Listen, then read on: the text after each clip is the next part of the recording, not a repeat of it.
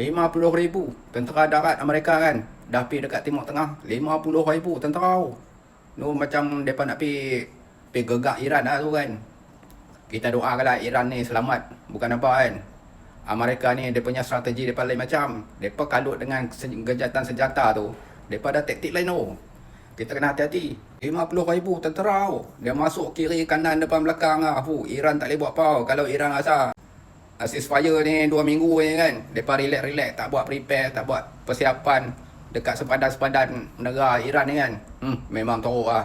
Memang buta kena kan. Tentara Amerika power-power tu. Dia join dengan Israel lah. Israel punya teknologi canggih. Division, penjajah. Semua lengkap lah. Amerika dah pergi tu.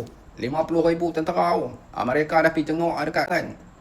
Amerika nak bagi cukup-cukup ni. Tu dekat sekatan laluan antarabangsa ni. Kapal-kapal duk nak pergi berdagang pun tak boleh.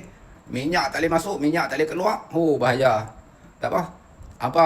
Apa komen-komen tengoklah. Apa pendapat apa kan. Apa pro